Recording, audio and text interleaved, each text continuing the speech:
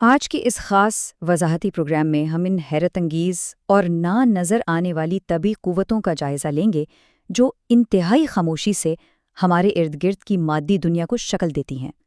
دیکھیں، یہ وہ قوتیں ہیں جو بظاہر تو غائب ہیں، لیکن ان کا اثر کائنات کے ہر ذرے میں موجود ہے۔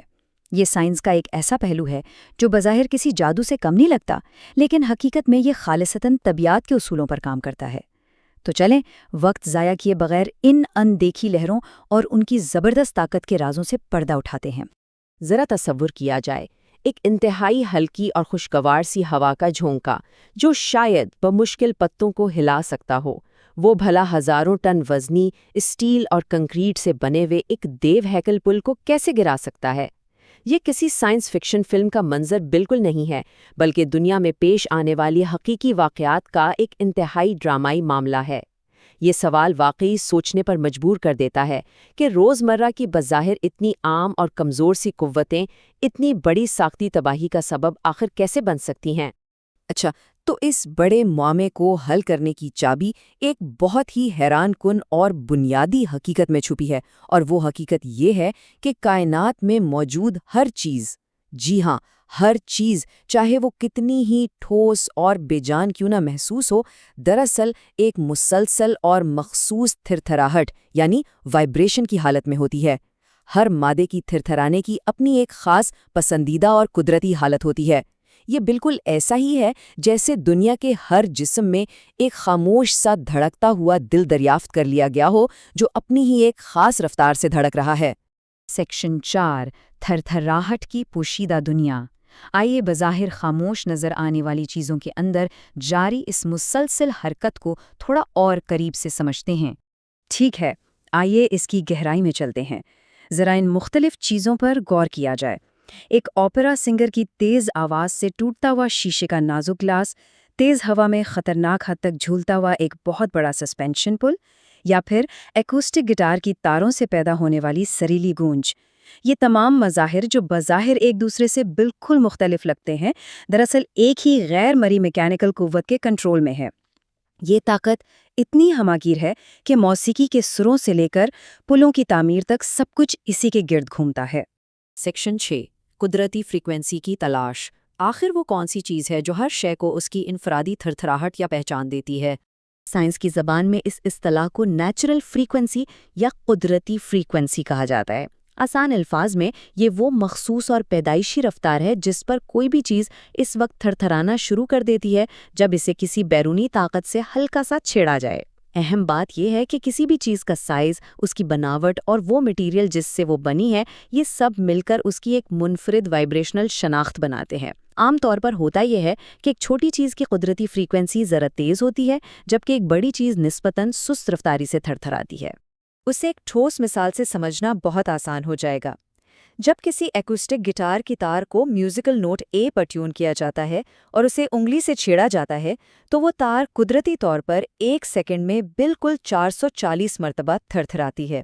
جی ہاں، ذرا سوچیں، 1 سیکنڈ میں 440 بار، یہ 440 ہرٹز اس تار کی قدرتی فریکوینسی ہے۔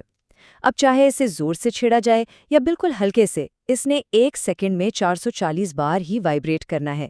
یہ مادے کی ایک ایسی خاصیت ہے جسے بدلا نہیں جا سکتا۔ سیکشن 9، ریزوننس یعنی گونج کا میکینزم۔ اب سوال یہ پیدا ہوتا ہے کہ کیا ہوتا ہے جب بیرونی طاقتیں ان نازک قدرتی فریکوینسیوں کے ساتھ چھیڑ چھاڑ شروع کر دیتی ہیں؟ اب اس حصے کے بارے میں جو چیز واقعی دلچسپ ہے وہ یہ ہے کہ ہم ریزوننس پیدا کرنے کا ایک باقاعدہ مرحلہ وار نسخہ دیکھ سکتے ہیں۔ سب سے پہلے کسی شے کی قدرتی فریکوینسی کی شناخت کی جاتی ہے۔ اس کے بعد بالکل اسی رفتار اور وقفے کے ساتھ ایک بیرونی طاقت یا ڈرائیونگ فورس لگائی جاتی ہے، اور پھر تیسرے مرحلے میں کمال ہوتا ہے۔ لہروں کی شدت یعنی ایمپلیٹیوڈ میں ایک بے پناہ اور غیر معمولی اضافہ دیکھنے کو ملتا ہے۔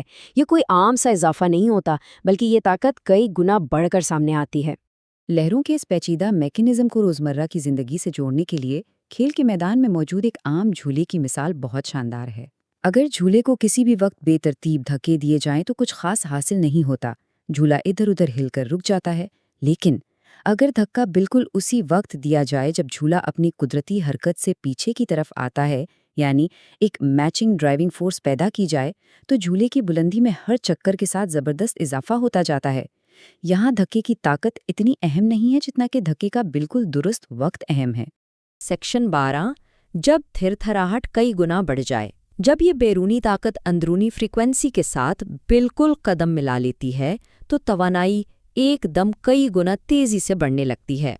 اس عمل کو طبیعت کی زبان میں کنسٹرکٹیو انٹرفیرنس کہا جاتا ہے۔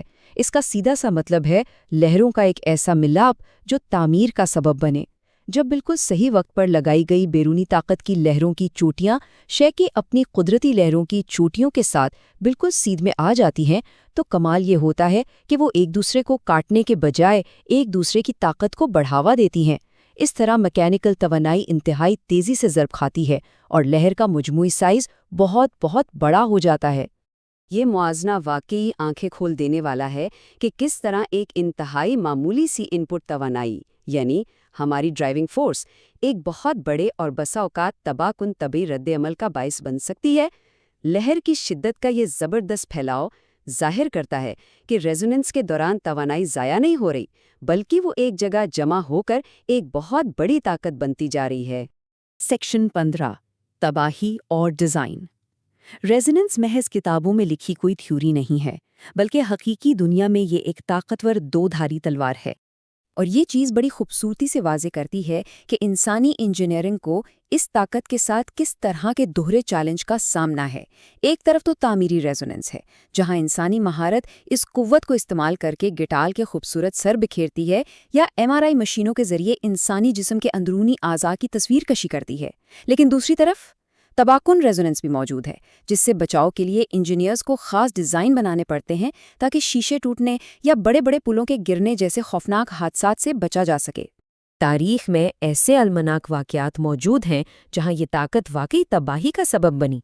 اگر ایک ٹائم لائن پر نظر ڈالی جائے تو صاف دیکھا جا سکتا ہے کہ کیسے محض چند سیکنڈز میں ہوا کا ایک مخصوص بہاؤ ایک بہت بڑے پل کی قدرتی فریکوینسی سے میچ کر جاتا ہے، پھر چند منٹوں کے اندر ہی پل کے جھولنے کی شدت اس قدر بے قابو ہو کر بڑھ جاتی ہے کہ مضبوط کنکریٹ اور سٹیل بالکل ربر کی طرح مڑنے لگتے ہیں، اور بالآخر چند گھنٹوں کی اس مسلسل تھرتھراہٹ کے بعد ڈھانچہ اس میکینیکل دباؤ کو برداشت نہیں کر پاتا اور مکمل تباہی کا شکار ہو جاتا ہے، بالکل ویسے ہی جیسا کہ 1940 میں مشہور ٹکوما برج کے ساتھ ہوا تھا۔ محض ایک ہوا کا جھونکا اور ریزوننس کی بدولت اتنی بڑی تباہی۔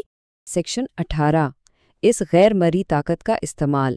تباہی سے ہٹ کر جدید ٹیکنالوجی اسی ریزوننس کو قابو کر کے انسانیت کے فائدے کے لیے بھی استعمال کرتی ہے۔ آئیے آگے بڑھتے ہیں اور دیکھتے ہیں کہ یہ کیسے کام کرتا ہے۔ ہماری روزمرہ کی زندگی میں اس کے بے شمار کمالات موجود ہیں۔ طب کے شعبے میں MRI اسکینرز جسم کے اندر موجود ایٹموں کو ریزوننس کے ذریعے متحرک کر کے تفصیلی تصاویر بناتے ہیں۔ گھروں میں موجود مائکرو ویو اوون کی ہی مثال لے لیں، یہ کھانے کے اندر موجود پانی کے مالیکیولز کو ان کی قدرتی فریکوینسی پر تھرتھرا کر ان میں رگڑ پیدا کرتا ہے اور یوں ہمارا کھانا گرم ہو جاتا ہے۔ اور ظاہر ہے موسیقی کے آلات تو آواز کی لہروں کی اس ریزوننس کے بغیر اپنا وجود ہی برقرار نہیں رکھ سکتے۔ تو ان تمام حیران کن حقائق کو سامنے رکھتے ہوئے ایک بہت ہی گہرا مشاہدہ سامنے آتا ہے کہ ہم دراصل محض ایک خاموش دنیا میں نہیں رہ رہے، ہم سب میکینیکل لہروں کی ایک وسیع، گہرے اور نہ نظر آنے والے سمندر کے بالکل بیچوں بیچ موجود ہیں۔ یہ لہریں مسلسل دن رات ہر لمحہ ارد گرد موجود ہر عمارت، ہر پل اور ہر شے کے طبعی ڈھانچے سے ٹکرا رہی ہیں اور ان کے ساتھ ایک خاموش تعامل کر رہی ہیں۔ یہ وہی اندیکھی طاقتیں ہیں جو ہماری دنیا کے طبعی اصولوں کو چلا رہی ہیں۔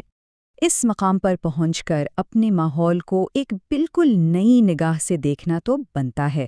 ذرا اپنے ارد گرد نظر دوڑائی جائے اور سوچا جائے، کمرے کی یہ دیواریں، کھڑکیوں کے شیشے یا وہ عمارت جس میں ہم اس وقت موجود ہیں، ان سب میں اس وقت کون سی غیر مرئی فریکوینسیاں خاموشی سے تھرتھرا رہی ہیں؟ یہ ایک ایسا سوال ہے جو کائنات کے پوشیدہ رازوں کے بارے میں حیرت کے نئے دروازے کھولتا ہے، اور یہ یاد دلاتا ہے کہ بظاہر پرسکون نظر آنے والی اس دنیا کی سطح کے بالکل نیچے لہروں اور گونج کا ایک مسلسل رقص جاری ہے۔